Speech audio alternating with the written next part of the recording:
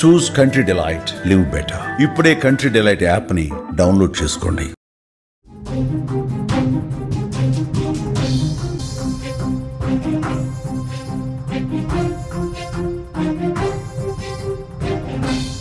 Big breaking news చూస్తున్నాం. అహ్మదాబాద్ విమాన ప్రమాదానికి సంబంధించిన నివేదిక రిలీజ్ అయింది. ప్రాథమిక నివేదికలో కొన్ని సంచలనమైన విషయాలు బయటకు వస్తున్నాయి.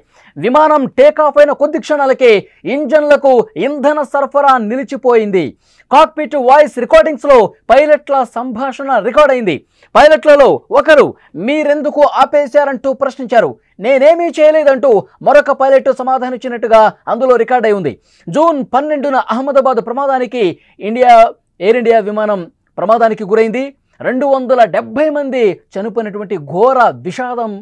దానికి సంబంధించిన ప్రాథమిక నివేదిక, ఆ ప్రమాదానికి సంబంధించి ఎయిర్ ఇండియా ప్రమాదం జరిగిన తర్వాత ఆ కాక్పిట్ వాయిస్ రికార్డర్స్ని ల్యాబ్ పంపించారు, విశ్లేషించారు. ఆ కాక్పిట్ వాయిస్ రికార్డర్లో ఏవైతే పైలట్ల సంభాషణ ఉందో ఆ సంభాషణకి సంబంధించినటువంటి డీటెయిల్స్ ఇప్పుడు ఏఏఐబి అంటే air craft accident investigation bureau చాలా స్పష్టంగా ఆ పైలట్లు ఏం మాట్లాడుకున్నారు, ప్రమాదానికి కొద్ది సెకండ్ల ముందు పైలట్ల మధ్య ఎలాంటి సంభాషణ జరిగింది, ఇవన్నీ కూడా ఈ ప్రైమరీ రిపోర్ట్లో చాలా స్పష్టంగా ఏఐబి రిలీజ్ చేసింది. జూన్ 12న అహ్మదాబాద్లో ఎయిర్ ఇండియా విమాన ప్రమాదంపై ప్రాథమిక నివేదిక రిలీజ్ అయింది. 15 పేజీల ఈ నివేదికను విడుదల చేసింది. టేకాఫ్ అయిన కొద్ది క్షణాల్లోనే కూలిపోయిన ఎయిర్ ఇండియా విమానంలో ఆ కొద్ది సెకండ్లలో ఏం జరిగిందో భారత విమాన ప్రమాద దర్యాప్తు సంస్థ రిలీజ్ చేసింది.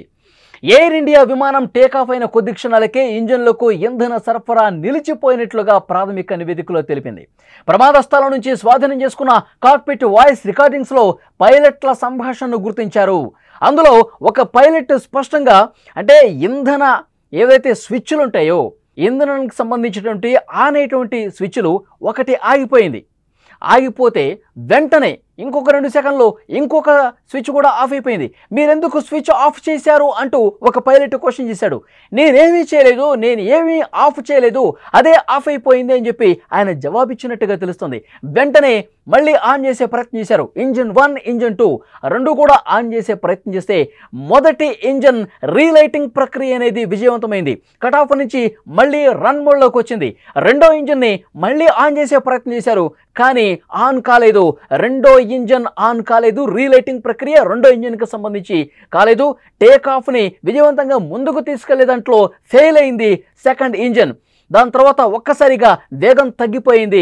ఏదైతే టేకాఫ్ అయి గరిష్ట వేగానికి అందుకునే ప్రక్రియ ఫెయిల్ అవడంతో ఒక్కసారిగా ఆ విమానం కిందకి పడిపోతుంది. వెంటనే పైలట్ మేడే కాల్ ఇచ్చారు. Oh my God, mayday mayday mayday అని చెప్పి 3 సార్లు అరిచినటువంటి పరిస్థితుంది. అంతకుముందు ఆ మేడే అనడం కూడా ఆ వాయిస్ రికార్డును కూడా మనం విన్నాం గతంలోనే.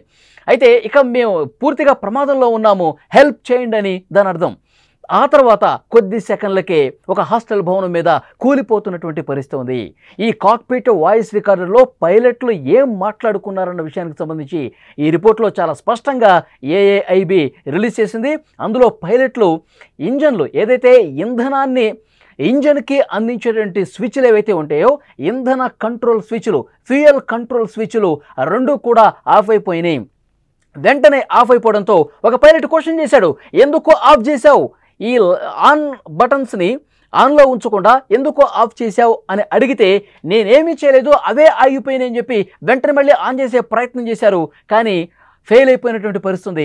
ముందుగా ఇంజన్ 1 మళ్ళీ ఆన్ అయింది, ఇంజన్ 2 మాత్రం ఆన్ కావటంలో సాంకేతిక సమస్య ఏర్పడింది.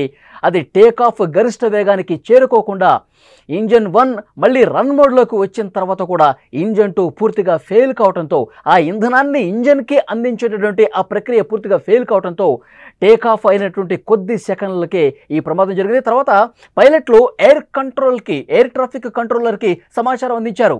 మేడే మేడే అని చెప్పారు. మళ్ళీ ఎయిర్ ట్రాఫిక్ కంట్రోలర్ పైలట్లతో మాట్లాడే సమయానికి రెస్పాండ్ అయ్యి మళ్ళీ మెసేజ్ పంపించేలోపే ఈ ఘోరం జరిగిపోయింది. ఎలాంటి రెస్పాన్స్ పైలట్ నుంచి రాలేదు. కొద్ది సెకండ్లకే హాస్టల్ భవనం మీద కూలిపోయి అందులో ఉన్నటువంటి 1,20,000 లీటర్ల ఇంధనం ఒక్కసారిగా ప్రమాదంలో మండిపోయి అందులో ఉన్నటువంటి ప్రయాణికులు ఒక్కరు మినహా అందరూ కూడా కాలి బూడిదైపోయినటువంటి పరిస్థితి.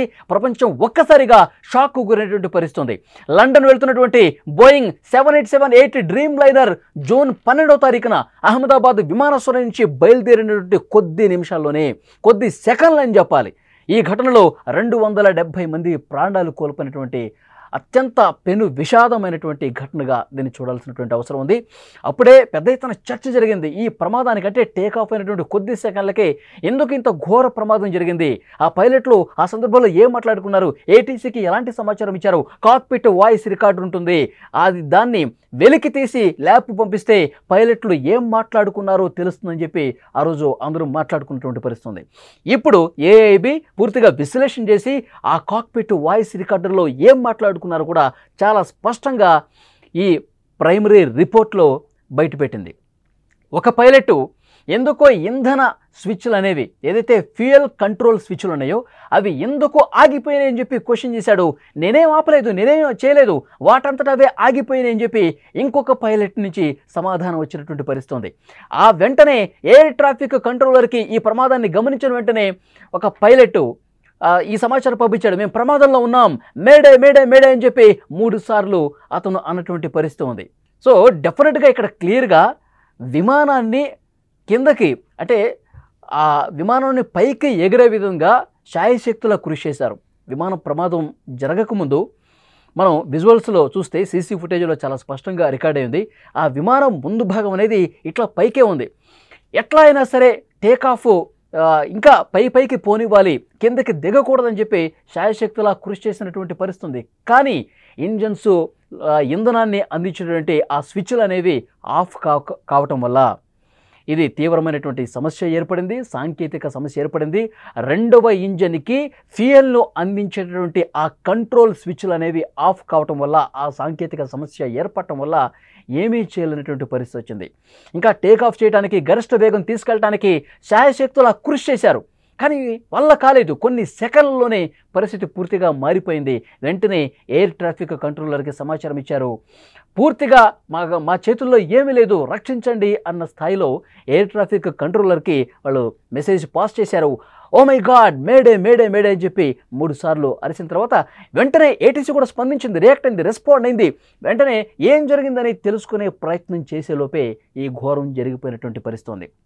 చాలా క్లియర్గా ఈ ప్రైమరీ రిపోర్ట్లో మరికొన్ని కీలక విషయాలు కూడా వెల్లడించారు.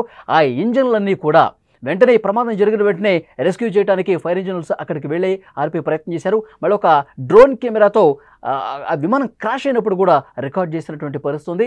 దాని తర్వాత ఏవైతే ఫెయిల్ అయినటువంటి ఇంధనం సరఫరా కానీ ఆ ఇంజిన్లు ఏవైతే ఉన్నాయో ఆ రెండింటిని కూడా మళ్ళీ పూర్తిగా దర్యాప్తు చేసి దాంట్లో భాగంగా విశ్లేషణ చేస్తూ ఉన్నారు.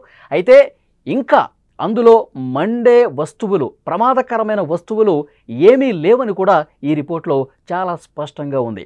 పైలట్లు ఏం మాట్లాడుకున్నారు ప్రమాదం జరగక కొద్ది సెకండ్ల ముందు అన్నది ఇప్పుడు ఈ ఏఏఐబి రిపోర్ట్ అనేది చాలా స్పష్టంగా ప్రపంచానికి తెలియజేసిన పరిస్థితి ఉంది.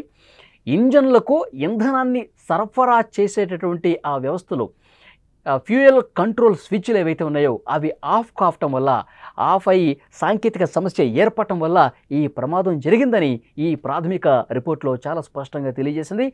ఒక పైలట్ ఎందుకు స్విచ్లు ఆఫ్ అయిపోయినాయి, ఎందుకు స్విచ్లు ఆఫ్ చేశావు అని క్వశ్చన్ చేశాడు. నేనేమీ చేయలేదు, అవి ఆఫ్ అయిపోయినాయి అని చెప్పి మరొక పైలట్ చెప్పాడు. వెంటనే స్విచ్లు ఆన్ చేసే కార్యక్రమం మొదలుపెట్టారు. కొన్ని సెకండ్లోనే మొదటి ఇంజిన్ ఆన్ చేశారు, స్విచ్ ఆన్ చేశారు, ఇంధనాన్ని పంపించే స్విచ్ ఆన్ చేశారు, అది ఆన్ అయింది, అది కట్ ఆఫ్ నుంచి రన్ మోడ్లోకి వచ్చింది. రెండో స్విచ్ మళ్ళీ ఆన్ చేశారు, అది కూడా రన్లోకి వచ్చి కొద్ది సెకండ్లోనే రెండవ స్విచ్ అనేది ఆఫ్ అయిపోయింది.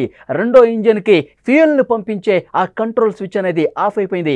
ఎంతసేపటికి నొక్కినా సరే, ఎంతసేపటికి ఆన్ చేసే ప్రయత్నం చేసినా సరే అది ఆఫ్ మోడ్లోనే ఉండిపోయింది. టేక్ ఆఫ్ సజావుగా జరిగే ప్రక్రియ విజయవంతంగా కాలేదు.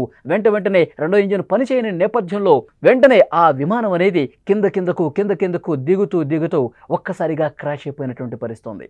పైలట్లు ఇదే మాట్లాడుకున్నారు. ఇంజన్ స్విచ్లు అనేవి ఆఫ్ అయిపోయినటువంటి కారణంగానే, ఈ సాంకేతిక సమస్య కారణంగానే ఒక్కసారిగా కుప్పకూలిపోయి క్రాష్ అయిపోయింది. మొత్తం మంటల్లో కాలిపోయి ప్యాసింజర్స్ అందరూ ఒక్కరు మినహా చనిపోయినటువంటి పరిస్థితి. అలాగే హాస్టల్ భవనంలో కూడా ఉన్నటువంటి వైద్యులు ఎవరైతే ఉన్నారో, వాళ్ళ కుటుంబ సభ్యులు ఎవరైతే ఉన్నారో దాదాపు 30 మంది కాలి బూడిదైపోయినటువంటి పరిస్థితి. ఇంకా చాలామంది ఆసుపత్రుల్లో చికిత్స తీసుకుంటున్నటువంటి సిచ్యువేషన్ తెలుస్తోంది. సరిగ్గా ఒక నెల రోజులు కావస్తుంది. జూన్ 12 జరుగుతుంది. ఈరోజు జూలై 12, నెల రోజులకి ప్రాథమిక నివేదిక AAIB రిలీజ్ చేసింది. పైలట్లు మాట్లాడుకున్నటువంటి మాటలను కూడా పూర్తిగా విశ్లేషించి ఈ నివేదికను రిలీజ్ చేసినటువంటి పరిస్థితి. ఫ్యూయల్ కంట్రోల్ స్విచ్లు ఆఫ్ అయిన కారణంగానే, ఈ సాంకేతిక సమస్య కారణంగానే ఈ ప్రమాదం జరిగినట్టుగా చాలా స్పష్టంగా అర్థమవుతున్నటువంటి పరిస్థితి. ముఖ్యంగా ఎప్పుడైతే టేకాఫ్ అయిందో, టేకాఫ్ అయ్యి కొద్ది సెకండ్లోనే ఈ ప్రమాదం జరిగింది.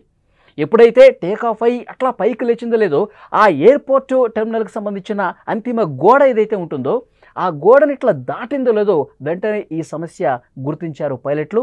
దాన్ని సెటరేట్ చేసే ప్రయత్నం చేయడానికి శాయశక్తుల కృషి చేశారు, కానీ వాళ్ళ వల్ల కాలేదు. ఎందుకంటే అంత జటిలమైనటువంటి సమస్యగా కూర్చుంది. ఎక్కువ సమయం కూడా లేదండి. ఎందుకంటే విమానం కొద్ది దూరం ప్రయాణించిన తర్వాత గాల్లో ఉన్నప్పుడు వాళ్ళకు కొంత సమయం దొరికి ఉండేది. టేకాఫ్ అయిన కొద్దిసేపటికే ఈ సమస్య ఏర్పడింది కాబట్టి ఏమీ చేయలేని పరిస్థితి.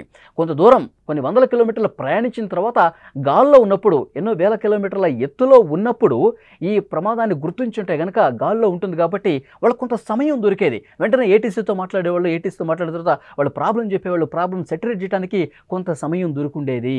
కానీ టేకాఫ్ అయిన కొద్ది సెకండ్లకి ఇట్లా బయలుదేరింది లేదో, సెకండ్ల వ్యవధిలో ఈ సమస్య ఏర్పడటం వల్ల ఇంతటి పెద్ద పెను విషాదం ఏర్పడిన పరిస్థితి.